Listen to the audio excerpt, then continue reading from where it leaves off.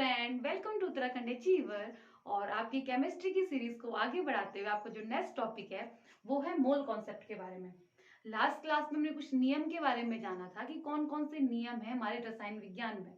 जब किसी रसायन का क्या होता है, संयोजन होता है, तो कौन कौन से नियम वहां पे काम करते हैं, वहां पे ये जाना था। उससे पहली क्लास में हमने क्या जाना था, पदार्थ के बारे में जाना था। और आज हम जो आपके वहां पे टॉपिक दे रखा है मोल कॉन्सेप्ट का, उसके बारे में जानेंगे। ये किसके अंदर आ रहा है, some basic concept of chemistry के अंदर आ रहा है। रसायन विज्ञान के कुछ मूल अवधारणाओं के अंदर ये सब टॉपिक आ रहे हैं आपके। तो मूल कॉन्सेप्ट को जानते हैं। जैसे आप जानते हो कि एक डजन में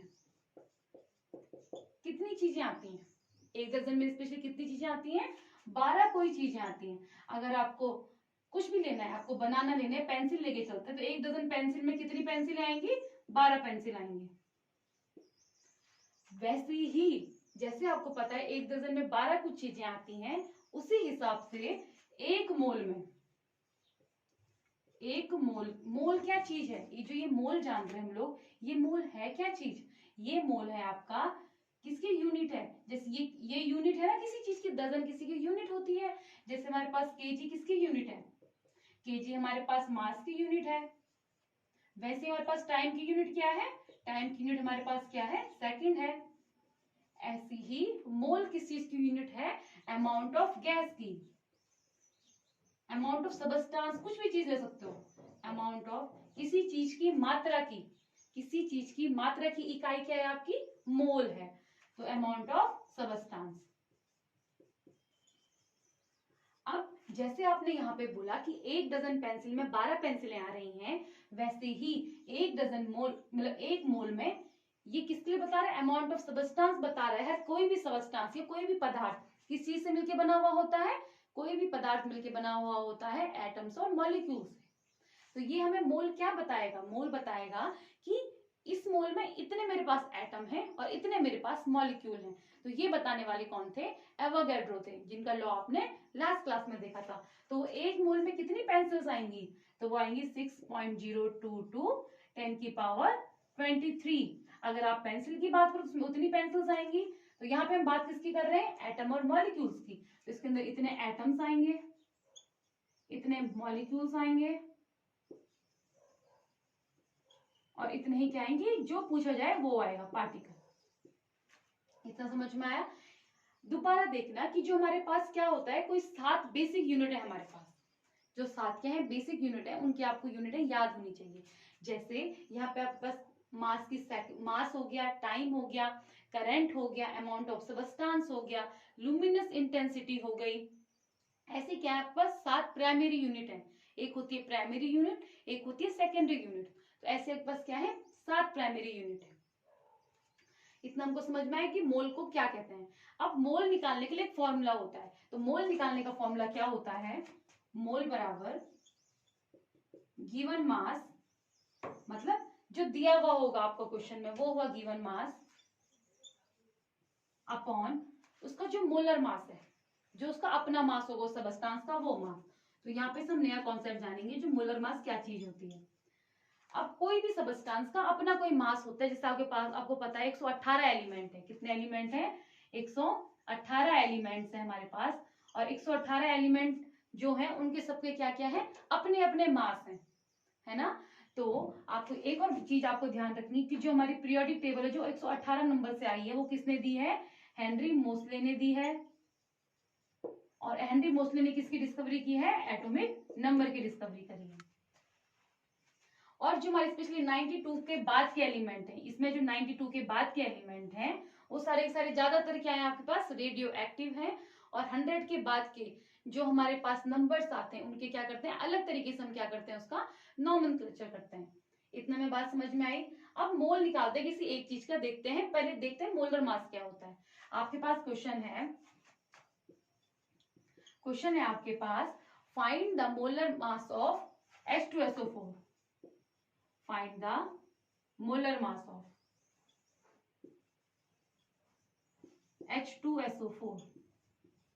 आपको जो H2SO4 है, जो क्या आपके पास ये एसिड है जो आपके पास, ये सल्फ्यूरिक एसिड है, इसका मोलर मास कितना है। तो मोलर मास निकालते किस तरीके से है, तो आप क्या करोगे, सबसे पहले H का मास कितना होता है 1 और इंटू बाई 2, प्लस सल्फर का कितना होता है 32, प्लस ऑक्सीजन की कितना होता है 16, 4, ये कितना हो जा रहा है 64, ये हो जाएगा 32, ये हो जाएगा 2 और इन सबको ऐड करके आ जाएगा 98।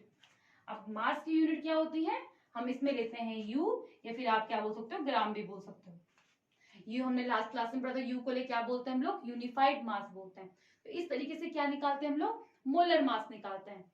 अब हम देखेंगे मोल कैसे करके निकालते हैं। आपके पास क्वेश्चन है, फाइंड द मोल ज्ञात कीजिए, फाइंड द मोल ऑफ किसका H2SO4 का ही, find the mole of 98 gram of 0.98 gram of H2SO4। आपको मोल निकालना है किसका, 0.98 ग्राम किसके H2SO4 के मोल, इसके अंदर कितने मोल आएंगे।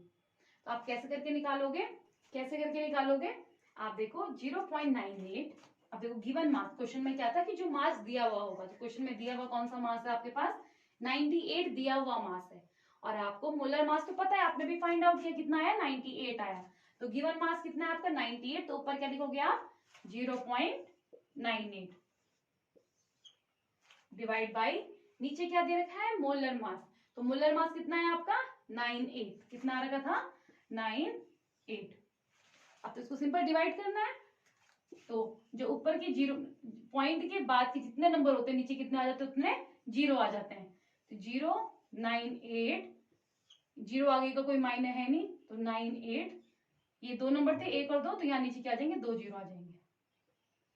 अब इन्हें कट कर दो, 98 बन जाए 98, 98 बन जाए 98, तो कितना आ गया 1/, तो मोल कितने आ गए आपके पास 0.001, क्योंकि 2 पॉइंट है 0.01, ये आपके पास क्या आ गया, आपके पास मोल आ गए।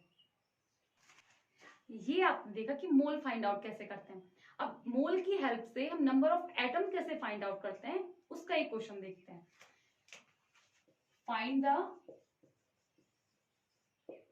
द एटम, क्या करना है आपको, एटम फाइंड आउट करने हैं किसमें, 40 ग्राम ऑफ NaOH में। How many atoms are present in 40 gram of NaOH। 40 gram आपके पास NaOH दे रखा है, ठीक है, तो आपको उसमें बताने कि इसके अंदर कितने एटम्स हैं। तो आप कैसे निकालोगे, आपको पता है कि एटम्स निकालने का हमारे पास एक फॉर्मूला है, तो सबसे पहले आप उस फॉर्मूले को लिखोगे। क्या फॉर्मूला आपके पास एटम निकालने का, 1 मोल इक्वल टू क्या है 6.022 10 की पावर 23 एटम्स, ये आपको पता है। पर हमारे पास यहाँ पे तो मोल दे ही नहीं रखा है, तो आप क्या करोगे, पहले मोल फाइंड आउट करोगे। तो मोल फाइंड आउट करने के लिए कैसा फॉर्मूला था, मोल बराबर given mass by molar mass. अब हमारे पास गिवन मास क्या है 40 ग्राम, और मोलर मास फाइंड आउट करेंगे। मोलर मास कैसे आएगा आपके पास, Na का वैसे होता है 22.5, तो आप ले सकते हो यहाँ पे अप्रॉक्स करके 23, प्लस ऑक्सीजन का होता है 16, इसका होता है 1, तो ये कितना आ रहा है ऐड करके 40, तो 40 क्या आ गया आपके पास, इसका मोलर मास आ गया। ये क्या आया है आपके पास, मोलर मास आया है,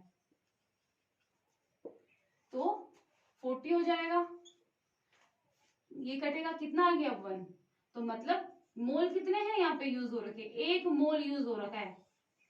अब 1 मोल आ गया, 1 मोल की वैल्यू है कितनी 6.022 10 की पावर 23 एटम्स, मतलब 40 ग्राम NaOH में कितने एटम्स प्रेजेंट है। अगर यहाँ पे 3 मोल आता, तो आप इस नंबर को 3 से मल्टीप्लाई करते हैं, यहाँ पे तो आ गया 1 मोल, तो आप इस नंबर को किससे मल्टीप्लाई करोगे, 1 से मल्टीप्लाई करोगे, तो आपके पास आंसर आ जाएगा, क्या होगा 40 ग्राम ऑफ NaOH प्रेजेंट, या फिर बराबर 6.022 10 की पावर 23 एटम्स। कितने एटम्स हैं 10 की पावर 23 एटम्स में क्या आपके प्रेजेंट है। इतना समझ में आया। ये क्या था आपके पास कि नंबर ऑफ एटम्स कैसे निकालोगे आप, with the help of mole concept. Mole concept की हेल्प से आप इन चीजों को कैसे फाइंड आउट करोगे। अब हम लोग पढ़ेंगे थोड़ा कुछ टर्म्स होते हैं हमारे पास जो कंसंट्रेशन बताते हैं। क्या बताते हैं? कंसंट्रेशन बताते हैं, सांद्रता कहा जाता है, कंसंट्रेशन बताते हैं। अब कंसंट्रेशन कैसे करके बताएंगे? अब हमने क्या डाला, सपोज दैट चीनी और पानी का सॉल्यूशन बनाया, हमको पता करना है कि हमने चीनी कितनी डाली है। तो उसका कंसंट्रेशन बताने के लिए, उस सॉल्यूशन का कंसंट्रेशन बताने के लिए हम कुछ टर्म्स का यूज करते हैं। वो टर्म्स हम यहाँ पे भी लिखेंगे, कौन कौन से टर्म्स हैं। एनसीईआरटी के हिसाब से आपके पास है, पहला टर्म है मोल फ्रैक्शन, अभी जानेंगे मोल फ्रैक्शन क्या होता है। दूसरा टर्म है आपके पास मास परसेंटेज, तीसरा टर्म है आपके पास मोलैरिटी, और चौथा है मोलालिटी।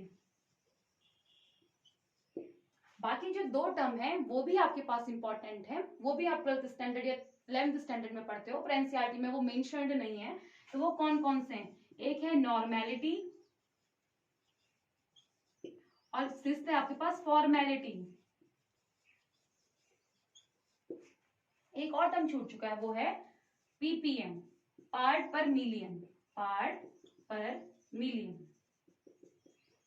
तो ये कुछ 7-8 टर्म है आपके पास जिनसे आप ये बता सकते हो कि आपका जो सॉल्यूशन है वो कितना कंसंट्रेशन है उसका। ठीक है, तो एक एक करके जानते हैं सबके बारे में कि मोल फ्रैक्शन किसको कहते हैं, मास परसेंटेज किसको कहते हैं, मोलैरिटी किसको कहते हैं, मोलालिटी किसे कहते हैं, नॉर्मेलिटी किसे कहते हैं, फॉर्मेलिटी किसे कहते हैं, पार्ट पर मिलियन का इन सबके फॉर्मूले क्या होते हैं, ये सब जानेंगे।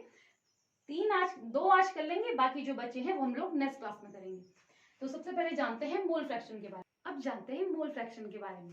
तो सबसे पहला टर्म क्या आपके पास, मोल फ्रैक्शन। अभी हमने किसके बारे में जाना है, मोल के बारे में जाना, तो मतलब कुछ उसी से रिलेटेड होगा ये टर्म मोल। अब फ्रैक्शन क्या होता है, स्पेशली फ्रैक्शन होता क्या है, भिन्न किसको कहते हैं हम लोग।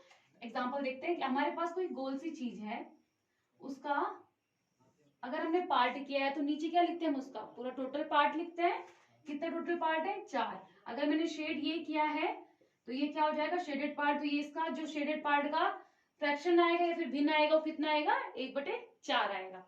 उसी प्रकार से हमें मोल फ्रैक्शन यही बताता है कि हमारे सॉल्यूशन में उस सॉल्यूट का फ्रैक्शन कितना है। तो इसका फॉर्मूला होता है, मोल फ्रैक्शन को हम लोग इस साइन से डिनोट करते हैं, इसको कहते हैं जीटा। मोल्स ऑफ, अब आपके पास एक इक्वेशन देते हैं, अगर बाय द वे आपके पास 2 सबस्टांस है ए और बी, 2 आपके पास कोई मॉलिक्यूल है, वो मिक्स हो रहे हैं और कोई सॉल्यूशन तैयार कर रहे हैं, तो मोल्स ऑफ ए, ये क्या है आपके पास, moles of A upon moles of, अब हमने फ्रैक्शन में क्या लिखा था, नीचे टोटल लिखा था, तो यहाँ नीचे क्या आएगा, moles of A plus moles of B. तो ये है आपके पास मोल फ्रैक्शन को निकालने का फॉर्मूला। यहाँ पे हम लोग इसको शॉर्ट टर्म में लिख सकते हैं, जीटा बराबर जीटा ऑफ ए, जिसका हम लोग मोल फ्रैक्शन निकालते हैं उसको हम लिखते हैं ऊपर। अगर मैं बाय द वे इसका मैंने जीटा ऑफ ए निकाला तो ये इस तरीके से होगा। वहीं अगर मैं बी निकालूंगी, मोल फ्रैक्शन ऑफ बी, तो मैं लिखूंगी moles of B divided by moles of same, moles of A moles of B, moles of A और मोल्स ऑफ बी। अब इतना आपको समझ में आया होगा कि जो जिस चीज का आपको फाइंड आउट करना है उसको आप क्या लिखोगे, ऊपर लिखोगे, नीचे क्या करोगे, आप उसका टोटल करोगे। इसको दिखाते किस तरीके से, मोल फ्रैक्शन बराबर Na upon Na plus Nb, तो ये ए का निकलेगा, वही बी का कैसे निकलेगा, Nb by Na plus Nb। और आप जब जीटा ए और जीटा बी को ऐड करोगे तो आपके पास वैल्यू आएगी 1। कैसे, अभी देखते हैं ये कैसे में आएगा। आप इनमें क्या लोगे, इनको ऐड करते हैं हम लोग, इनको अगर ऐड करते हैं तो एलसीएम क्या आएगा, Na प्लस Nb, इसका एलसीएम आएगा, ऊपर क्या बचेगा, Na plus Nb, cancel out हो जाएगा, आएगी वैल्यू 1। मतलब जब आप मोल फ्रैक्शन को ऐड करते हो दोनों के तो क्या वैल्यू आती है, 1। ये है मोस्ट इंपॉर्टेंट, आपको पता होना चाहिए। अगर आपके पास 2 चीजें मिक्स कर रखी हैं, आपको कोई सॉल्यूशन बन रहा है, तो कोई मिक्सचर बन रहा है, सॉल्यूशन बन रहा है आपके पास, तो आपको ये पता होना चाहिए अगर उन दोनों के मोल फ्रैक्शन को आप ऐड करते हो तो हमेशा वैल्यू क्या आती है, 1 आती है। इससे रिलेटेड एक क्वेश्चन करते हैं, फिर नेक्स्ट पे बनेंगे कि मास बाय मास परसेंटेज होता क्या है। अभी क्वेश्चन करते हैं। क्वेश्चन क्या है, आपके पास है 46% of ethyl alcohol dissolve in water, find mole fraction of ethyl alcohol and water। आपको दोनों के मोल फ्रैक्शन फाइंड आउट करने निकालने हैं, जहां आपको ये बता रखा है कि जो 46% क्या है आपके पास, C2H5OH है, इथाइल अल्कोहल है। अब यहाँ पे क्वेश्चन तो ये है, अब इसका सॉल्यूशन कैसे होगा, आपको ये पता होना चाहिए कि परसेंटेज दे रखा है तो परसेंटेज को कैसे बताया जाता है। अगर ये बोला, हाँ ठीक है, ये क्या है 46/100, मतलब आपके पास इथाइल अल्कोहल कितना है, C2H5OH कितना हो जाएगा, 46 ग्राम हो जाएगा। अब टोटल हमने अभी फ्रैक्शन में क्या देखा था, जो नीचे लिखते हैं उसको क्या लिखते हैं, टोटल को लिखते हैं। मतलब ये टोटल किस चीज का होगा आपके पास, H2O प्लस C2H5OH का। जब C2H5OH आपके पास 46 है तो बचा हुआ H2O कितना होगा, 54 होगा। अब तो आपके पास आराम से निकल चुका है ग्राम, इसको लेके चलना, ये W/W मास है सपोज दैट। तो ये क्या निकल गया आपके पास, ये इतने ग्राम आपके पास ये निकल गया, इतने ग्राम आपके पास ये निकल गया।